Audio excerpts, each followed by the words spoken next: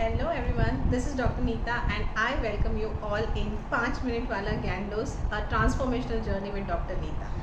So today we are going to understand design thinking. So yesterday, if you have watched the video, I was told you 5 stages of design thinking, wherein we have understood what are that 5 stages means for. So today we are going to discuss the first stage. तो first stage क्या है? That is empathize.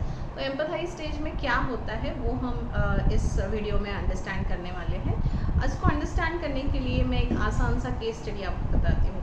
तो big बाज़ार का case study लेते हैं। अभी big बाज़ार ऑफ कोर्स रिलायंस ने टेक ओवर कर लिया है, बट बिग बाज़ार में इनिशियली एक प्रॉब्लम हुआ था कि अगर आपको पता होगा तो पहले ना बाकी सारी चीज़ों के जो उनके सेल्स थे वो तो काफ़ी अच्छे थे, काफ़ी बढ़िया उनके रेटिंग्स थे और रेवेन्यू भी हर साल बढ़ रहा था, लेकिन उनके जो पल्सेस एंड ग्रेन्स है उसका सेल बढ़ नहीं रहा था या फिर बहुत ही कम था।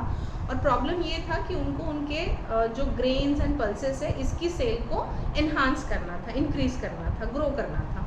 तो ये अपना इनिशियल प्रॉब्लम है कि बिग बाज़ार का पल्सेस एंड ग्रेन्स का सेल नहीं हो रहा है।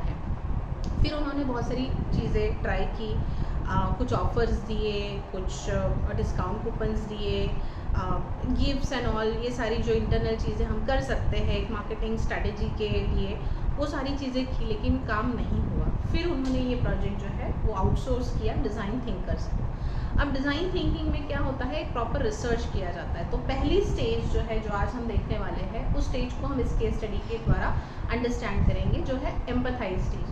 तो डिज़ाइन थिंकर्स की जो रिसर्चर की टीम है उन्होंने सबसे पहले आइडेंटिफाई किया कि भाई who is my target audience. तो भाई जो भी लोग, अभी हर कोई उनका टारगेट ऑडियंस है जो ग्रेन्स एंड पल्सेस परचेस करते हैं। तो लोग परचेस करने के लिए कहाँ जाते हैं, तो उन्होंने देखा कि जहाँ आसपास के सुपर मार्केट है, किराना स्टोर्स है, उस शॉप में वो जाके उनका ग्रेन्स एंड पल्सेस का जो है वो शॉपिंग कर रहे हैं। तो ये जो टीम है, ऑब्जर्वर या फिर रिसर्चर का टीम आप बोल सकते हो, ये टीम का काम क्या था इनिशियल डेज में, सिर्फ जाओ और इनके बाइंग बिहेवियर्स को अंडरस्टैंड करो। तो जब इन्होंने उनके बाइंग बिहेवियर को देखा तो पता चला कि वहाँ पे हर कोई अलग अलग जगह पे बड़ी बड़ी बोरियां या बड़े बड़े कंटेनर्स रखे हुए थे जहाँ पे ये ग्रेन्स एंड पल्सेस डाला हुआ था। तो वो जा रहे हैं, फिर एक हाथ में ले रहे हैं, उसको छू के देख रहे हैं, फिर उसको सूंघ के देख रहे हैं, फिर उसका रेट पूछ रहे हैं। तो that kind of buying behaviour was there. मतलब अचानक से वो जाके बोलते नहीं कि मुझे इतना किलो ये दो वो दो, वो बहुत रिसर्च करते हैं कि भाई कौन सा चावल लेना चाहिए, कौन सा गेहूँ अच्छा है, कौन सी दाल लेनी है। तो उस टाइप का पूरा उनका पहले रिसर्च होता है। वो छू के देखते हैं, सूंघ के देखते हैं, फिर उसके भाव पूछते हैं और उसके बाद जाके वो परचेस करते हैं।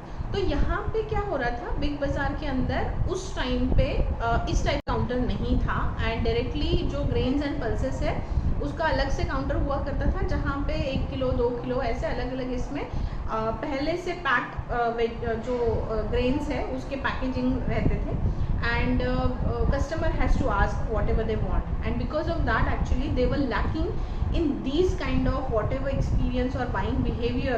People were actually identified it at the stage wherein design thinkers जाके वो देख रहे हैं, तो वहाँ पे ये आइडेंटिफाई हुआ। तो सबसे पहला, अभी क्योंकि हम एम्पथाइज स्टेज देख रहे हैं तो मैं पूरा केस स्टडी आपको नहीं बताऊंगी, लेकिन हाँ यहाँ पे ऐसे हुआ कि हाँ ये इसको हमें एम्पथाइज करना है। तो एम्पथाइज करने के लिए फिर इनोवेशन हम कहाँ पे ला सकते हैं, तो सेकंड स्टेज था प्रॉब्लम को रीडिफाइन करना। तो पहला प्रॉब्लम था कि ग्रेन्स एंड सेल्स के ग्रेन का पल्सेस का जो सेल्स है वो इन्हांस नहीं हो रहा है, इंक्रीज नहीं हो रहा है, उसको ग्रो करना है, वो पहला प्रॉब्लम था। अभी दूसरा प्रॉब्लम क्या निकल के आया रिसर्च करने के बाद, कि उनको बाइंग बिहेवियर जो कस्टमर का है उसको वो सेंसेस वाला जो फीलिंग वाला जो एक एक्सपीरियंस है वो नहीं मिल रहा है यहाँ पे, राइट। तो अभी प्रॉब्लम को रीडिफाइन किया, तो सेकेंड स्टेज में डेफिनेशन हो गया। थर्ड स्टेज में अभी हमें वो पूरा एटमॉस्फेयर क्रिएट करना है। तो आइडिएशन कहाँ आया, यानी कि इनोवेशन कहाँ आया। तो जैसे अगर हम बड़ा कंटेनर रखते हैं तो क्या हो जाएगा, हमें उसको बार बार एक तो रिफ़िल करना पड़ेगा, या फिर वो जब नीचे जाता है तो कस्टमर को बहुत नीचे झुकना पड़ेगा। तो उन्होंने जो इनोवेशन लाया वो कंटेनर के डिज़ाइन में लाया। अब डिज़ाइन उन्होंने किस तरह से किए वो कंटेनर्स, कि वो जो कंटेनर्स हमें बाहर से बड़े दिखते हैं वो एक्चुअली उतने बड़े होते नहीं हैं, बीच में उसको एक पार्टीशन होता है और उस पार्टीशन की वजह से क्या होता है कि वो मतलब जितना वो कंटेनर भरा है हमें वो भरा हुआ दिखता है हमेशा, उसको रिफ़िल होता है। अदरवाइज़ अगर हम बार बार उसको रिफ़िल करेंगे तो नीचे का जो गेहूँ वगैरह कुछ धान है वो सड़ जाएगा, राइट, या फिर बहुत नीचे तक गया तो उनको वहाँ पे झुकना पड़ेगा। तो ये जो सारे प्रॉब्लम्स हैं, इसके सॉल्यूशन के लिए इनोवेशन जो है, इनोवेशन वो किस चीज़ में लाया, तो कंटेनर्स के डिज़ाइन में इनोवेशन लाया, राइट। तो ये जो चीज़ है ये आइडिएट स्टेज में हुआ, दैट इज़ थर्ड स्टेज में।